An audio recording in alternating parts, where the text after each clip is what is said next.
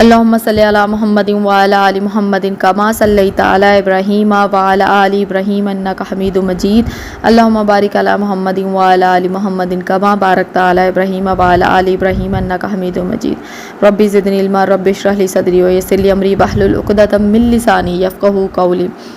السلام علیکم ورحمۃ اللہ۔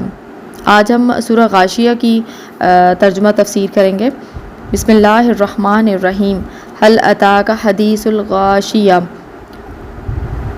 کیا تجھے بھی چھپا لینے والی قیامت کی خبر پہنچی ہے؟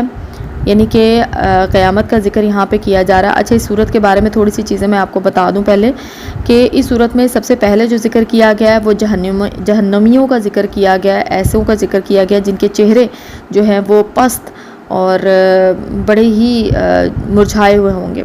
پھر اس کے بعد اللہ تعالیٰ نے بڑے تر و تازہ آسودہ چہروں کے ذکر کیا ہے۔ پھر اس کے بعد اللہ تعالیٰ نے ذکر کیا ہے کہ کیا یہ جو چیزیں میں نے دنیا میں بنائی ہیں ان پہ غور و فکر نہیں کرتے، ٹھیک ہے، کچھ چیزوں کے نام لیے ہیں، ان پہ غور و فکر کی بات کی ہے۔ پھر اس کے بعد آپ صلی اللہ علیہ وسلم کو نصیحت کی گئی ہے۔ پھر اس کے بعد اللہ تعالیٰ نے دوبارہ سے بتایا کہ اللہ تعالیٰ ان کے ساتھ کیا کیا کریں گے جو کہ کفر کرتے ہیں، ٹھیک ہے۔ تو بیسیکلی اس صورت کو آپ صلی اللہ علیہ وسلم بہت پسند فرماتے تھے۔ سورہ اعلیٰ اور سورہ غاشیہ کو جمعہ کی اور عید کی نماز میں اس کو پڑھنے کا اہتمام کیا کرتے تھے، اور اس میں آپ صلی اللہ علیہ وسلم کو نصیحت کی گئی ہے، وہ بھی ہم آگے دیکھ لیں گے۔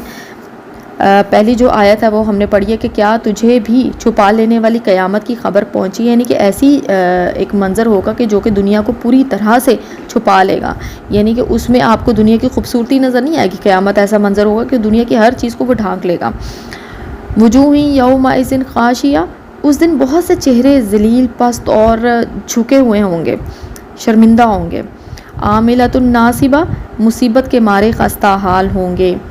اچھا، یہاں پر دیکھیں مصیبت کے ماروں کے بارے میں کہ وہ لوگ جو دنیا میں ایسے بہت سے عمل کرتے رہے جن کو لگتا تھا کہ ہم یہ عمل کر رہے ہیں تو ہم اس عمل کو زیادہ کرنے کی وجہ سے ہم جنت میں چلے جائیں گے۔ اب جیسے فار ایگزامپل اگر ہم کسی عمل میں ہم نمازوں کا ذکر کر لیں کہ اللہ تعالیٰ نے کسی نماز میں اگر 2 فرض یا 3 فرض یا 4 فرض کیے ہیں پڑھنا، اور اس کو فرائض کو اس کو بڑھا دیا جائے، ٹھیک ہے، دیکھنے میں تو وہ عمل اچھا ہے لیکن وہ اسلام میں بدعت کہلائے گا، کیونکہ اس میں چینجنگ کی جا رہی ہے۔ اللہ تعالیٰ نے جو حکم دیا بس ہمیں سر آنکھوں پہ رکھ کے اس کو مان لینا ہے، اس میں تبدیلی نہیں کرنی ہے۔ اس میں حضرت ابن عباس سے جو ہے انہوں نے یہ ایک طرح سے مفہوم جو ہے ان کی طرف سے آیا کہ عاملۃ الناصبہ جو ہے، اس سے مراد جو عیسائیوں کے جو بڑے ہوا کرتے تھے، راہب ہوا کرتے تھے، جیسے ہمارے علماء کرام ہیں، تو وہ لوگ جو ہیں وہ کیا نصیحت کیا کرتے تھے کہ وہ اصلی بات تو بتایا نہیں کرتے تھے، ٹھیک ہے، اور وہ اسلام میں جو اس وقت وہ اسلام ہی تھا نا، عیسائیت آپ صلی اللہ علیہ وسلم کے آنے سے پہلے، اس کتاب کے نازل ہونے سے پہلے، آپ صلی اللہ علیہ وسلم کو نبوت ملنے سے پہلے تو عیسائیت ہی تھی نا، اسلام تھی۔ تو انہوں نے اسلام میں تبدیلیاں ہونے دیں، ان کی کتاب میں تبدیلیاں ہوتی گئیں، ان کے عقائد میں تبدیلیاں ہوتی گئیں، اور وہ خوش اسلوبی سے اس چیز کو قبول کرتے رہے، ٹھیک ہے۔ اسی لیے دین میں اللہ تعالیٰ نے بدعت سے منع کیا، کیونکہ اگر یہ الاؤ ہو جاتا تو ان کا حال بھی وہی ہونا تھا جو پہلے کی قوموں کا ہوا، پہلے کی کتابوں کا ہوا، ٹھیک ہے۔ تو بدعت کسی بھی صورت قابل قبول نہیں ہے اگر وہ دین میں تبدیلی کر کے کی جاتی ہے، ٹھیک ہے۔ آگے دیکھیں، تسلا نارن حامیہ، وہ دہکتی ہوئی آگ میں جائیں گے، تسقا من عین آنیہ، اور نہایت ہی گرم چشمے کا پانی ان کو پلایا جائے گا۔ اللہم اجرنا من النار۔ لیس لہم طعام الا من ضریع، ان کے لیے سوائے کانٹے دار درختوں کے اور کچھ بھی کھانا نہ ہوگا۔ دیکھیں یہ سارا منظر اللہ تعالیٰ نے نا ایسے لوگوں کا بتا دیا ہے جن کو اللہ تعالیٰ اس وقت بالکل بھی پسند نہیں کریں گے، ٹھیک ہے۔ دنیا میں تو ہم کہتے ہیں اللہ تعالیٰ 70 ماؤں سے زیادہ پیار کرتے ہیں، ہمارے گناہ بخش دیں گے، ہمیں معاف کر دیں گے، ہمیں دیکھو ہم گناہ کرتے ہیں پھر بھی اللہ تعالیٰ دے رہا ہے، سانس بھی چل رہی ہے، صحت بھی دی ہوئی ہے، اور ہم بڑے اچھے خوش باش چل رہے ہیں، ٹھیک ہے۔ تو ہم اس چیز کو بڑا اپنے اوپر یہ سمجھتے ہیں کہ شاید اللہ تعالیٰ ہم پہ بڑا خوش ہے، ہمیں بڑا اللہ تعالیٰ نے سب کچھ دے رکھا ہے، تو اس کا مطلب ہے ہم سے تو کوئی خطا ہو ہی نہیں رہی ہے۔ عام طور پہ جو ہمارے دماغوں میں یہ چیز ہوتی ہے کہ اللہ تعالیٰ مال دے رہا ہے، اس کا مطلب اللہ تعالیٰ مال تو دینے والی چیز تو اللہ دیتا ہی اس کو ہے جس سے وہ خوش ہے، ایسا نہیں ہوتا۔ مال، دولت، اولاد، یہ سب چیزیں آزمائش ہوتی ہیں، اللہ تعالیٰ کی مصلحت ہوتی ہے۔ اور اس کے آگے دیکھیں اب کانٹے دار درختوں کا ذکر کیا گیا، جیسے زقوم کا درخت ہے، وہ بیسیکلی اتنا کڑوا اور اتنا بد ذائقہ ہوگا کہ وہ جب ان کو بھوک لگے گی دوزخی لوگوں کو تو ان کو دیا جائے گا کھانے کے لیے، اور پھر گرم پانی اوپر سے پلایا جائے گا. اور پھر آگے دیکھیں کیا لکھا ہوا ہے کہ لا یسمین ولا یغنی من جوع، جو نہ بدن بڑھائے گا اور نہ بھوک مٹائے گا. یعنی کہ خوراک مل بھی رہی ہوگی، اتنی بد ذائقہ خوراک ہوگی، وہ مل بھی رہی ہوگی، لیکن پیٹ ہے کہ بھرنے کا نام ہی نہیں لے گا. ٹھیک ہے. اور ایسی ہی جب بھی ہم قرآن پاک میں دوزخ کا، جہنمیوں کا ذکر پڑھیں تو ہمیں اللہ تعالیٰ سے دعا کرنی ہے کہ اللہ تعالیٰ ہمیں ایسے لوگوں میں شامل مت کرنا، ہمیں دنیا میں اچھی صاف ستھری اور اسلام پہ چلنے والی زندگی، دین پہ چلنے والی زندگی گزارنے کی توفیق دینا. آمین ثم آمین. آگے دیکھیں بہت ہی خوبصورت ذکر کیا جا رہا ہے، جنت میں جانے والوں کا ذکر کیا جا رہا ہے. ٹھیک ہے. وجوہ یومئذ ناعمہ، بہت سے چہرے اس دن تر و تازہ اور آسودہ حال ہوں گے، یعنی کہ خوش باش خوبصورت تر و تازہ چہرے ہوں گے. کیسے لوگوں کے ہوں گے؟ لیسا یہ راضیہ فی جنات عالیہ لا تسمع فیہا لاغیہ، اپنے اعمال سے خوش ہوں گے، بلند و بالا جنتوں میں ہوں گے جہاں کوئی بیہودہ بات کان میں نہ پڑے گی. ٹھیک ہے. وہ اعمال دنیا میں ایسے کر کے جائیں گے جس میں نہ تو دکھاوا ہوگا نہ کوئی مطلب ہوگا. اگر دین کی کام کیا جا رہا ہے تو اس میں بھی کوئی دکھاوا، کوئی مطلب نہیں ہوگا، اور وہ اللہ کی خوشنودی کے لیے، جنت کو حاصل کرنے کے لیے، اللہ کی خوشنودی کے لیے وہ عمل کرتے ہوں گے. اچھا ہم دیکھ لیتے ہیں اب، جیسے ڈاکٹر ذاکر نے بھی ایک بڑی خوبصورت، کیونکہ آج کل تو ڈاکٹر ذاکر کو ہر بندہ ہی دیکھ رہا ہے، تو کیونکہ وہ پاکستان میں جو آئے ہیں اور ہمارے ٹی وی چینلز ہو، ہمارے موبائلز ہو، وہاں پہ زیادہ تر ان کو سنا جا رہا ہے. میں تو کہتی ہوں 1 مہینے سے کر کے وہ 1 سال تک کا اپنا ٹور لے جائیں تو شاید ہمارے ہاں بہت سی تبدیلیاں آ جائیں، ہمارے ہاں لوگوں کے مائنڈ سیٹ جو نیگیٹو ہو چکے ہیں اور جو میں سے آگے نہیں نکلتے وہ چینج ہو جائیں. تو انہوں نے بھی یہ بات کی تھی کہ دیکھیں وہ اتنے لوگوں کو مسلمان کر چکے ہیں اب تک کہ ایک انسان کو مسلمان کرنے کا 100 لال اونٹوں کا ثواب ملتا ہے. ٹھیک ہے. تو اب پتہ نہیں وہ کتنے لاکھوں لوگوں کو بھرے مجمع میں، یعنی کہ گواہ بھی موجود ہیں، بڑے مجمع میں وہ ان کو مسلمان کر چکے ہیں. ٹھیک ہے. تو ہمارے حساب سے تو وہ جنت میں جائیں گے، لیکن وہ اس کے لیے پھر مزید ایفرٹ کر رہے ہیں. وہ اللہ کے دین سے اتنی محبت کرتے ہیں کہ وہ اس کے لیے اور ایفرٹ کر رہے ہیں. اتنی دور ٹریول کر کے وہ جا رہے ہیں، پوری دنیا میں ٹریول کر کے جا رہے ہیں، وہاں پہ لوگوں کو مسلمان کر رہے ہیں، اور یہاں پہ آئے ہیں تو مسلمانوں کو کی تربیت کے لیے وہ ایفرٹ کر رہے ہیں کہ ان کی جو تربیت اتنی خراب ہو چکی ہے کہ جہاں پہ نہ سود کے بارے میں ٹینشن لی جاتی ہے، نہ حرام اور حلال کو دیکھا جاتا ہے، نہ مرد اور عورت کے پردے کا اہتمام ہے. مطلب ہمارے ہاں تو وہ جو اسلام کی فالوئنگ کی جا رہی ہے، اسلام کو فالو کی جا رہا ہے، اس کو تو دیکھ کے وہ بڑے پریشان ہوئے پڑے. ٹھیک ہے. تو جو جنت میں جانے والے ہوں گے وہ تو اپنے اعمال جو ہیں وہ اتنے بہترین کر لیں گے کہ ان کو پتہ ہوگا کہ ان اعمال کی وجہ سے ہی اللہ تعالیٰ نے اپنی فضل سے اور ان اعمال کی وجہ سے ہی جنت میں داخلہ دینا. جنت اتنی آسان نہیں ہوگی حاصل کرنا کہ کوئی بھی چاہے اور وہ کہے تو چھوٹا سا عمل کرے کہ میں تو جنتی ہو گیا، ایسا نہیں ہوگا. اس کی قبولیت کی دعا کریں اور پھر اللہ تعالیٰ سے مزید استقامت مانگیں. آگے دیکھیں فیہا عین جاریہ فیہا سرر مرفوعہ و اکواب موضوعہ، جہاں چشمے جاری ہوں گے اور اونچے اونچے تخت ہوں گے، اور یعنی کہ وہاں پہ جام وغیرہ، جو جام اور مشروب ہوں گے وہ ہوں گے وہاں پر. ونمارق مصفوفہ، اور ایک قطار میں لگے ہوئے تکیے ہوں گے. وزرابی مبسوسہ، اور مخملی صندلی پھیلی ہوئی، یعنی کہ وہاں پہ کارپٹ بچھے ہوں گے، قالین. وزاربیو کا مطلب ہے قالین ہوں گے وہاں پہ. ٹھیک ہے. تو یہ اللہ تعالیٰ نے پورا ایک نقشہ بتا دیا، اور یہ اللہ کی کتاب ہے، یہ اللہ بات کر رہے ہیں. پہلے اللہ نے دوزخیوں کے بارے میں بتایا کہ وہاں پہ ان کی کنڈیشن کیسی ہوگی، پھر اللہ نے جنتیوں کے بارے میں بتایا کہ وہ وہاں پہ کیسے ہوں گے. تو دیکھیں کتنی خوبصورتی سے اللہ تعالیٰ نے بیان کیا ہے الگ الگ کر کے دونوں کو. ٹھیک ہے. اور یہ ہم بہت ساری پیچھے صورتوں میں یہ پڑھ چکے ہیں جہاں پہ ایسے ہوتا ہے نا کہ اپوزٹ چیز کو ضرور بتایا جاتا ہے. اگر جنت کا ذکر کیا جا رہا ہے تو دوزخ کا بھی کیا جائے گا، دوزخیوں کا کیا جا رہا ہے تو جنتیوں کا بھی ذکر کیا جائے گا. ٹھیک ہے. اور یہ جو یہاں پہ اتنی خوبصورتی سے اللہ تعالیٰ نے جنت کا ذکر کیا، اس کے بارے میں مجھے بات یاد آ رہی ہے کہ ایک بار آپ صلی اللہ تعالیٰ نے جب جنت بنائی تو اسے حضرت جبرائیل سے کہا کہ جائیں آپ ذرا جنت کا وزٹ کر کے آئیں، دیکھ کے آئیں. جب وہ آئے وہاں سے واپس اتنی خوبصورت بنی ہوئی جنت دیکھی تو انہوں نے کہا کہ کون ہے جو یہاں پہ جانے کے لیے ایفرٹ نہیں کرے گا، یہاں پہ تو ہر کوئی بندہ جانا چاہے گا. ٹھیک ہے. تو اس کے بعد اللہ تعالیٰ نے جنت کو نا ڈھانپ دیا تھا ایسی چیزوں سے جو کہ انسان کو مشقت والی لگتی ہیں.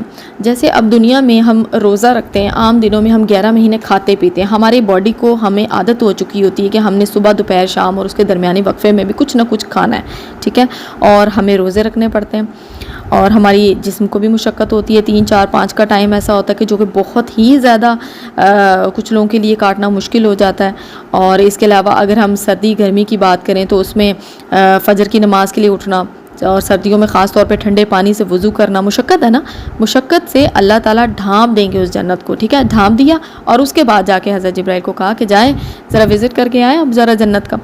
جب وہ واپس آئے تو پھر انہوں نے کہا کہ بھئی یہ تو بڑا مشکل کام ہے، یہاں پہ تو بڑا مشکل ہوگا کہ کوئی ایک بھی بندہ پہنچ پائے، کہ اتنی مشقت کرنی پڑے گی، اتنی مشقت کرنی پڑے گی پھر جا کے یہ جنت ملے گی.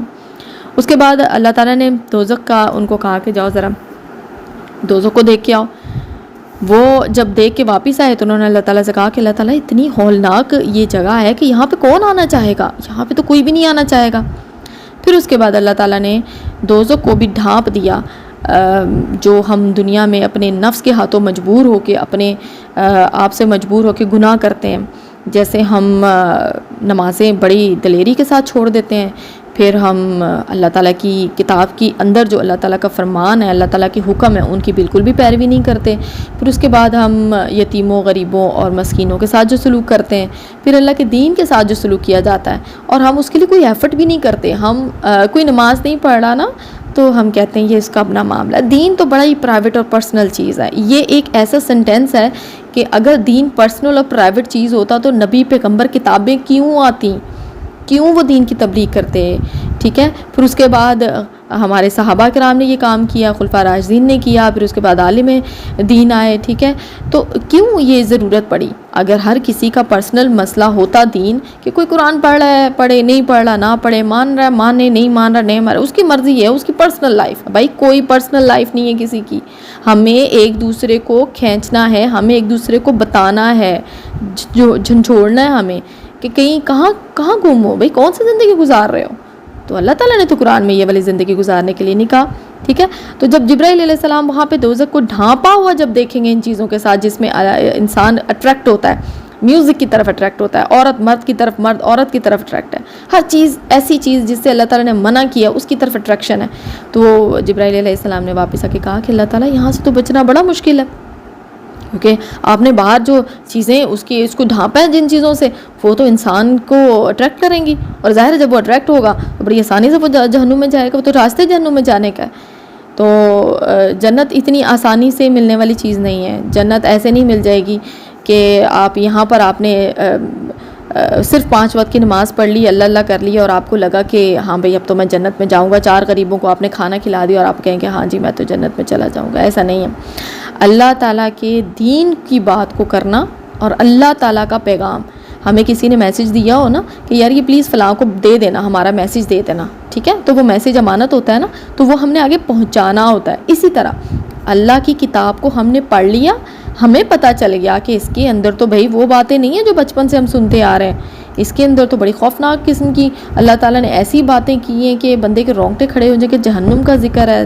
اللہ تعالیٰ مہربان ہے، اللہ تعالیٰ 70 ماہوں سے زیادہ پیار کرنے والے، لیکن اللہ تعالیٰ انصاف کرنے والے، عدل کرنے والے بھی ہے نا، کہ اگر کوئی نیک عمل دنیا میں کر رہا ہے تو ایسے کیسے ہو سکتا ہے کہ اللہ تعالیٰ کسی بد عمل کو یا کم عمل کرنے والے کو اس کے اوپر ترجیح دے کے اس کو جنت میں بھیج دیں اور عمل کرنے والے کو دنیا میں رہنے دیں، ایسے اس کو سائڈ پہ کر دیں. ایسے نہیں ہوگا. اللہ تعالیٰ بڑا عدل کرنے والا ہے، بڑی خوبصورتی سے عدل کرنے والا ہے. تو اللہ تعالیٰ ہم سب کو جنت الفردوس میں جگہ عطا فرمائے. اللہم انی اسالک الجنت الفردوس. ہمیں جنت الفردوس کی دعا یہ لازمی کرنی چاہیے. آگے دیکھ لیتے ہیں، بڑی امپورٹنٹ چیز آ رہی ہے کہ افلا ینظرون الی الابل کیف خلقت، یعنی کیا یہ اونٹوں کو دیکھتے نہیں ہیں کہ وہ کس طرح پیدا کیے گئے ہیں. اب میں نے آپ کو کہا تھا نا کہ سورت کے بیچ میں تیسرا حصہ جو آئے گا وہ آئے گا ایسی چیزوں کے غور و فکر کے بارے میں. اب دیکھیں نا جانوروں میں انسانوں میں کیا فرق ہے. जानवर क्या करता है, सुबह उठता है या पता नहीं रात को सोता है कि नहीं सोता, या फिरता रहता है, ठीक है, और सुबह उठता है, फिर उसके बाद वो अपनी खुराक की तलाश में निकल जाता है, फिर वो खाता पीता है, मज़े करता है, आवारागर्दी करता है, फिर कहीं बैठ के सो जाता है, ठीक है। उसको इस चीज़ से कोई गर्ज नहीं है ज़मीन आसमान कैसे बने, मुझे कैसे बनाया गया, उसको कोई गर्ज नहीं है इस चीज़ से। लेकिन हम इंसानों को अल्लाह ताला ने सोचने के लिए दिमाग दिया है, ठीक है, देखने के लिए अगर आंखें दी हैं तो सोचने के लिए साथ दिमाग भी दिया है।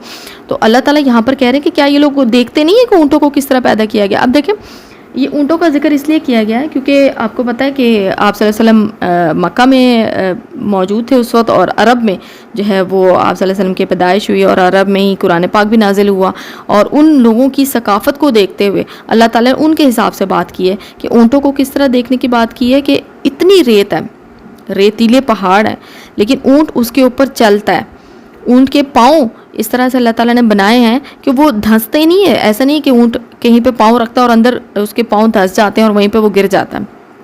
असल में अरब के अंदर जो है वो जो ऊँटों की तादाद है वो बहुत ज़्यादा होती थी। वो उसकी रीज़न ये भी थी कि ट्रेडिंग जो है वो बेसिकली उनका एक मेन जो है वो आप कह लें कि अर्निंग का ज़रिया वो यही था कि वो ट्रेडिंग करते थे, और ट्रेडिंग जो बेसिकली वो ऊँटों के ज़रिए की जाती थी।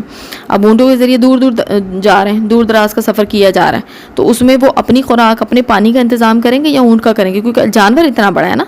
देखो अल्लाह ताला ने अगर उसको गौर करने की बात की तो हम इसको फिज़िकली भी देखेंगे तो जानवर बहुत बड़ा है, इतना बड़ा जानवर है, उसका वेट भी ज़्यादा है, रेत के ऊपर पाँव रख रहा है लेकिन पाँव अंदर नहीं जा रहा, पाँव धंस नहीं रहा, ठीक है।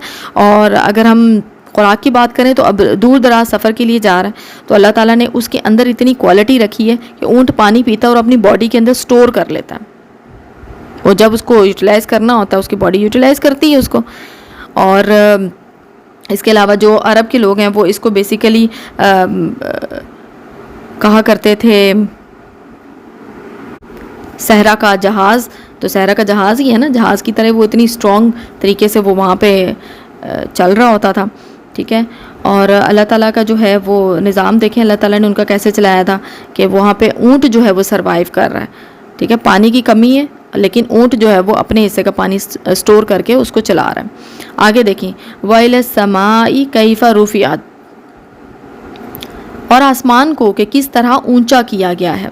अब आसमान की बात की जा रही है तो आपको पता है कि आसमान अगर अल्लाह ताला ने ऊंचा किया है तो हम किसी छत को देखते हैं, किसी बहुत बड़े मॉल में चले जाएं उसकी छत को देखें तो आपको पिलर्स नज़र आएंगे, लेकिन क्या आसमान के साथ कोई पिलर नज़र आता है? ज़मीन से अगर हम ऊपर की तरफ देखें ज़मीन नीचे रह जाती है और आसमान इतना बड़ा है कि एक बार आप ऊपर ज़रा गर्दन उठाकर देखें और पूरे आसमान का जायज़ा लें, आपको कोई पिलर नज़र नहीं आएगा। तो क्या ये एक बहुत बड़ा अल्लाह ताला का करम नहीं है कि आसमान बग़ैर पिलर के खड़ा है? कि हमें टेंशन भी नहीं है कि पिलर गिरेंगे या कमज़ोर होंगे तो आसमान नीचे आ जाएगा, हमें उसको रिपेयर भी नहीं करना पड़ता।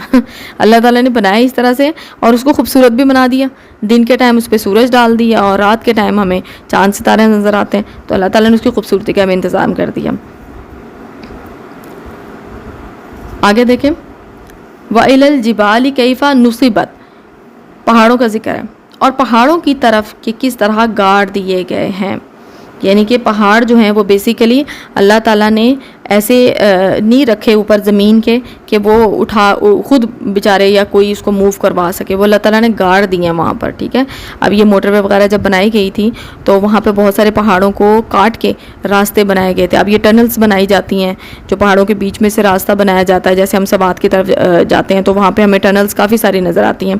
तो बेसिकली पहाड़ इतनी मजबूत चीज़ है कि उसको ऐसे नहीं इधर उधर मूव करवाया जा सकता। तो अल्लाह ताला ने कहा है कि इस पर गौर करो कि अल्लाह ताला ने इन पहाड़ों के अंदर भी इंसान की खुराक और चीज़ों का ज़रिया बना दिया है कि वहाँ पे वसाइल मौजूद हैं।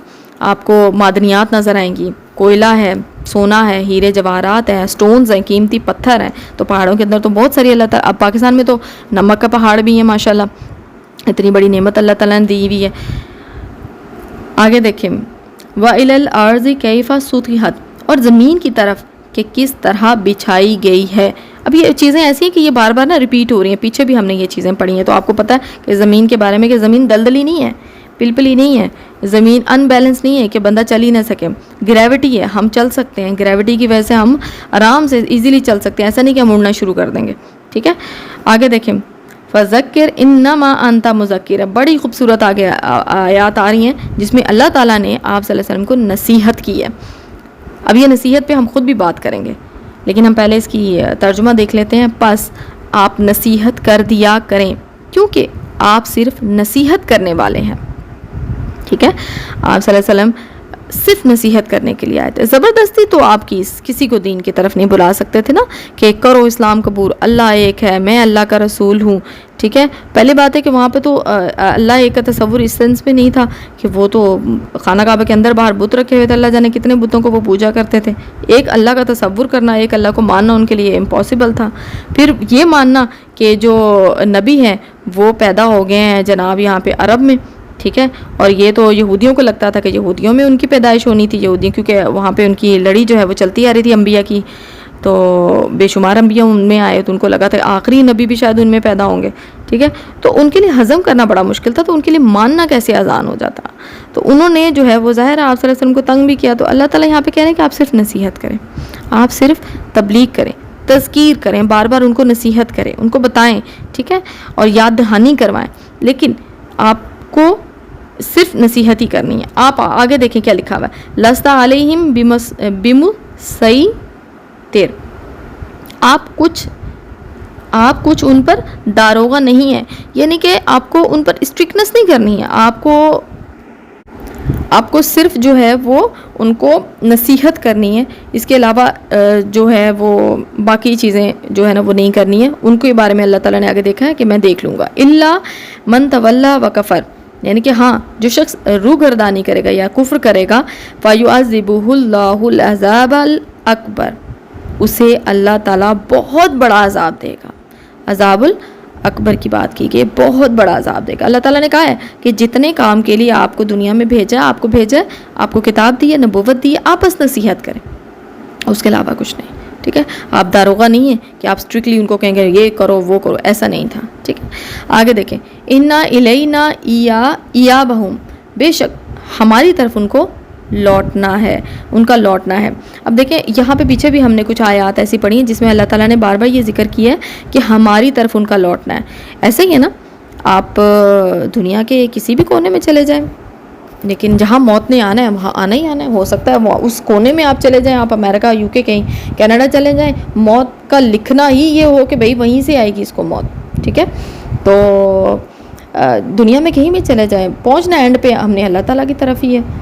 اور ہماری تو کہیں ہمیں پناہ بھی نہیں ملنی ہے، ہمیں تو اس زمین نے پناہ نہیں دینی ہے. زمین تو خود اللہ تعالیٰ کی مخلوق ہے، تو ہم کس خوش فہمی میں یہاں پر. تو آگے دیکھیں، ثم ان علینا حسابہم، پھر بے شک ہمارے ذمے ہے ان سے حساب لینا. تو اللہ تعالیٰ نے آپ صلی اللہ علیہ وسلم کو تسلی دینے کے بعد کہا ہے کہ آپ بس اتنا کام کریں جتنا آپ کو دیا ہے، کہ اس کے بعد آپ نے ٹینشن نہیں لینی ہے، اس کے بعد میں خود ان کو دیکھ لوں گا، کیونکہ جانا تو اس نے میرے پاس ہی ہے، آنا تو اس نے میرے پاس ہی. اس کے بعد میں اس سے حساب لے لوں گا کہ اس نے کیا کیا کیا وہاں پہ. جتنی چیزیں اس کو دی گئی تھیں دنیا میں عمل کے لیے، اس کو بتائی گئی تھی، ان کے کانوں تک پہنچی تھیں، انہوں نے عمل کیوں نہیں کیا. ٹھیک ہے، تو یہاں پہ اللہ تعالیٰ نے اس کا ذکر کیا.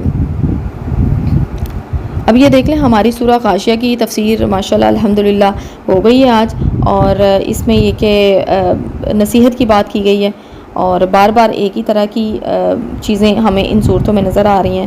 اور یہ کہ اللہ تعالیٰ سے ہم دعا کرتے ہیں کہ اللہ تعالیٰ جو ہے وہ ہمیں حیوانوں کی طرح دیکھنا سننا نہیں، بلکہ انسانوں کی طرح دیکھنے اور سننے اور سمجھنے کی، غور و فکر کرنے کی توفیق دے ہمیں. اللہ تعالیٰ سے یا مقلب القلوب ثبت قلبی علی دینک، جو کہ میں نے اس کورس جو بھی ہے کورس کہہ لیں یا ہمارے آپس کی آپ کہہ لیں ایک ایسی محفل ہے، مجلس ہے جس میں ہم اللہ تعالیٰ کا ذکر کرتے ہیں، اللہ تعالیٰ کی کتاب کو سمجھنے کی کوشش کرتے ہیں. اس میں میں نے آپ کو سورہ میں یہ یا مقلب القلوبی یہ صورت بتائی تھی. یہ آپ دعا جو ہے وہ لازمی یہ پڑھا کریں. اللہ تعالیٰ استقامت دیتے ہیں، اللہ تعالیٰ اپنا کرم کرتے ہیں ہمارے دل میں. ایسا نہیں ہوتا کہ 4 دن آپ نے قرآن پاک پڑھ لیا اور 5ویں دن آپ کا ذکر دل ہی نہیں کرتا. ٹھیک ہے، اس چیز کو کرنے کو ایسا نہیں ہوگا انشاءاللہ. اور اگر ایسا کسی کے ساتھ ہوتا ہے تو اس کو غور کرنا چاہیے کہ مجھے اللہ کی کتاب ویسی نظر کیوں نہیں آ رہی جیسی باقی دین پہ چلنے والے لوگوں کو آتی ہے. جیسی اس تفسیر کرنے والی کو نظر آتی ہے، مجھے اللہ کی کتاب ویسی نظر کیوں نہیں آتی؟ میں اس چیز کو اس طرح سے فیل کیوں نہیں کر پاتی ہوں جس طرح سے یہ تفسیر کرنے والی فیل کر پاتی ہے یا باقی تفسیر کرنے والے فیل کر پاتے ہیں؟ ٹھیک ہے، اس پہ ہمیں غور کرنا ہے اور ہمیں اپنے آپ کا جائزہ روز لینا ہے، اور روز ہمیں اس چیز کا سوچنا ہے کہ ہمارے ہاتھ سے، ہماری زبان سے، ہمارے دل دماغ سے کہیں کچھ گستاخیاں تو نہیں ہو رہی. ہم صرف دنیاوی طور پہ تو کام نہیں کریں، ہمیں دین کے بھی کام کرنے ہیں. ٹھیک ہے، کھا پی کے ہم نے دنیا سے نہیں جانا ہے، یہ پرومس ہم نے اپنے آپ سے کرنا ہے. اللہ تعالی ہم سب کو دین پہ چلنے کی توفیق عطا فرمائے، اور ہمیں من چاہی نہیں بلکہ رب چاہی زندگی گزارنے کی توفیق عطا فرمائے. اللہ حافظ.